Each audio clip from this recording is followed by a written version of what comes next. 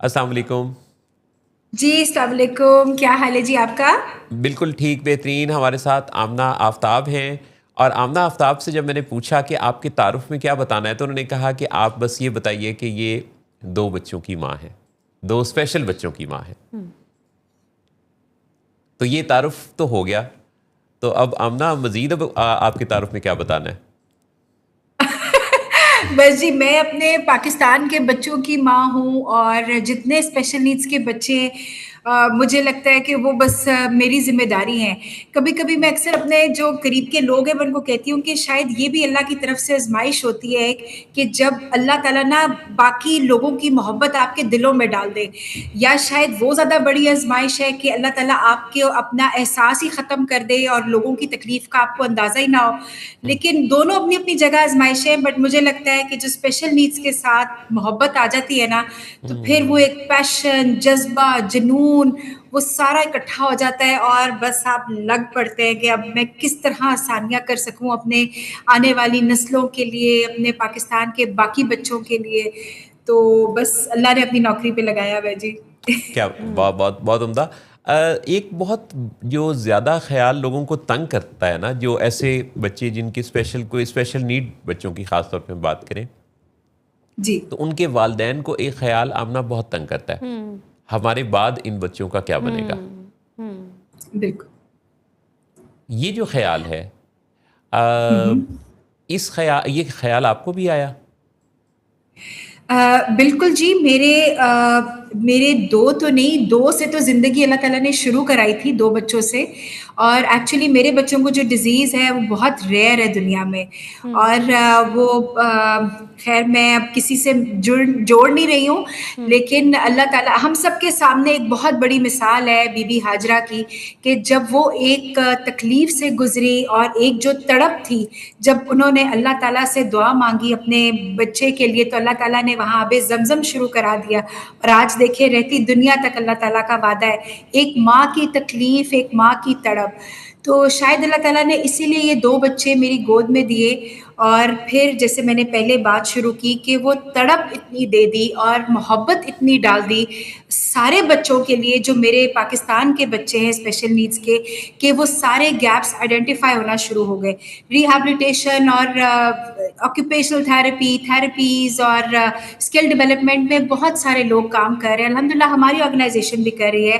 لیکن مجھے یہ احساس ہونا شروع ہوا کہ پاکستان میں سب سے بڑا گیپ کہاں ہے. آپ کو اندازہ ہے کہ جی ساری دنیا میں ایسے نرسنگ ہومز ہیں، کیئر ہومز ہیں، جہاں پہ اسپیشل نیڈس کے بچے جو گھروں میں نہیں سنبھالے جا سکتے، وہ ادھر رکھے جاتے ہیں اور وہاں پہ ان کو سنبھالا جاتا ہے. پاکستان میں انفارچونیٹلی جی 79 ایئرس کا ہونے لگا ہے، لیکن کوئی ایسا گھر نہیں تھا. تو ہماری آرگنائزیشن نے اس کا ہم نے بنیاد رکھی کہ ہم پاکستان کا پہلا نرسنگ ہوم اب بنانے جا رہے ہیں انشاءاللہ. اور اس سوال کو ہم کیٹر کریں گے، ہمارے بعد ہمارے بچوں کا کیا ہوگا. ایک ایسی چھت جہاں پہ سکون، پیار، اور ایسے ان کو رکھا جائے گا جیسے ایک ماں کی گود میں وہ بچہ رہتا ہے. ان کے کھانے پینے کا خیال، ان کی دوائیوں کا، ان کے رہنے کا، وہاں وہ بچے آرام سے پیار سے رہ سکیں گے. اور اس کے لیے جی ہم بہت سارے سسٹمز ڈیولپ کر رہے ہیں. اور اگین میں یہاں بتانا چاہوں گی کہ پاکستان میں ایک اور بہت بڑا گیپ ہے ریسرچ کا. جی ہماری بس ادھر شاید لوگوں کا دھیان نہیں گیا، لیکن ہمیں ابھی تک ہم جو ساری ریسرچ ہے ہم پڑھ رہے ہیں انڈیا، بنگلہ دیش اور کینیڈا، ویسٹرن کنٹریز کی، کہ اسپیشل نیڈس کیوں زیادہ ہو رہا ہے. لیکن آپ کو پتہ ہے جی ہر ملک کے اپنے ڈیموگرافکس ہوتے ہیں. پاکستان کے اپنے، ہمارا فوڈ الگ ہے، ہمارا رہنے سہنے کا طریقہ الگ ہے.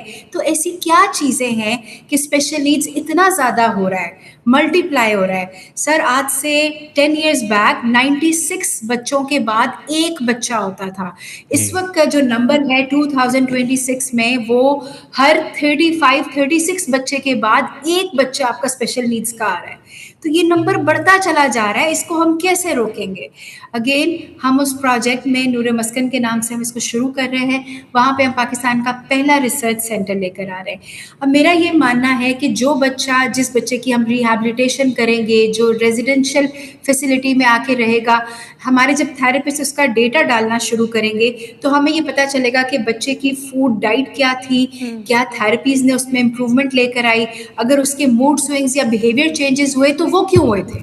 تو ہمیں اپنا ریسرچ سینٹر ہونا ضروری ہے تاکہ ہم آنے والی نسلوں کو, آنے والی ماؤں کو بہتر گائیڈ کر سکیں. آپ بڑی ایک ویژن رکھتی ہیں, ایک مشن رکھتی ہیں اپنی لائف کا, ڈیووشنل لیول آپ کا نظر آتا ہے. آپ جب بھی بات کرتی ہیں تو اس کے اندر کوئی مقصدیت ہوتی ہے. میں آپ کی سوشل میڈیا کو بھی دیکھتا ہوں اور آپ کی ماشاءاللہ جو پاپولیرٹی ہے وہ بھی دن بدن بہت بڑی ہے. خاص طور پہ دیکھا جائے تو مختلف سماجی سرگرمیوں میں آپ کی شرکت, آپ کا کام, آپ کا ایکنالجمنٹ بہت زیادہ ہے.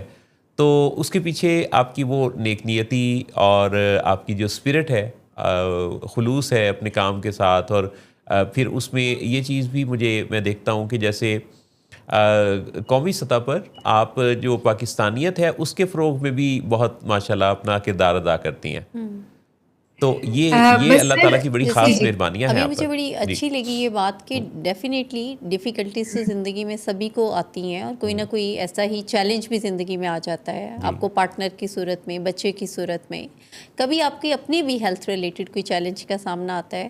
لیکن اس چیلنج کو یہ سوچنا سمجھنا کہ کسی اور کی زندگی میں بھی ہوگا تو وہ کیسے مینیج کر رہا ہوگا, لمبے ٹائم کے لیے اس کو پلان کرنا, دس از سم تھنگ محسن صاحب بہت ریئل ہے. جی اور ریئر بھی ہے. لوگ زیادہ اس اپروچ پہ کام نہیں کرتے. وہ کہتے ہیں زیادہ پٹی پاٹ پہ بیٹھ جاتے ہیں, ایز وکٹم رول پلے کرتے ہیں, دکھی ہو جاتے ہیں, رونا دھونا ہوتا ہے.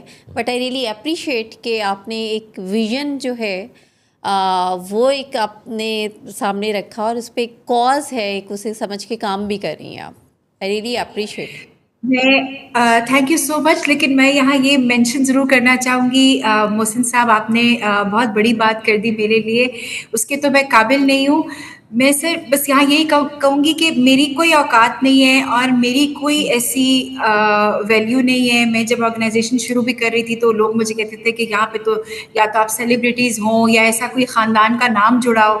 آپ یقین کریں, میں اب ہمیشہ بچوں کو جب میں جاتی ہوں ڈفرینٹ یونیورسٹیز وغیرہ تو میں کہتی ہوں کہ ایک عام سی عورت ہوں, میں ایک عام سی ماں ہوں اور ایک عام سی پاکستانی ہوں. لیکن اس نیت کے ساتھ جب آپ اللہ کو اپنے ساتھ نیت میں جوڑ لیتے ہیں کہ میرا جو کام ہے وہ اللہ تعالیٰ اس کو بس قبول کرے, اس سے راضی رہے, میں اپنے آنے والی نسلوں کے لیے کام کروں, اللہ تعالیٰ کہاں سے راستے کھولتا ہے. اور عزت دینے والا اللہ کی ذات ہے, اس میں ہمارا کوئی ہاتھ نہیں ہوتا اور ہم کچھ نہیں کر سکتے. تو بس الحمدللہ جی اللہ تعالیٰ نے چنا. اور محسن صاحب آپ میرے لیے بہت بڑی انسپریشن ہیں, اور آپ کو تو میں پچھلے 5-6 سالوں سے جب سے آپ کو جاننا شروع کیا ہے میں کوئی چیز آپ کی نہیں چھوڑتی, اور آپ اتنی بڑی انسپریشن ہے. تو باقی جو کچھ میرے سے ہو سکے گا, آپ اپنے لحاظ سے بہت کچھ کر رہے ہیں, اویئرنیس کے لحاظ سے, ہر لحاظ سے. تو بینگ ماں میرا بھی ایک فرض ہے, بینگ پاکستانی میرا ایک فرض ہے. اس مٹی کو ہم نے واپس کچھ دینا ہے. ہمارے آباء و اجداد نے بڑی مشکلوں سے یہ ملک لیا ہے, لیکن جہاں جہاں فوکس نہیں ہے, جہاں پہ گیپس آ رہے ہیں, اور ہم لوگ اگر مثال نہیں بنیں گے تو ہمارے آنے والی نسلیں, ہمارے اسٹوڈنٹس, ہمارے بچے, ہمارے یوتھ کیا دیکھ کے بڑے ہو رہے ہیں. تو ہم اپنی طرف سے پوری کوشش کرتے ہیں کہ جی ہم پاکستان کا ایک اچھا چہرہ لے کر آئیں.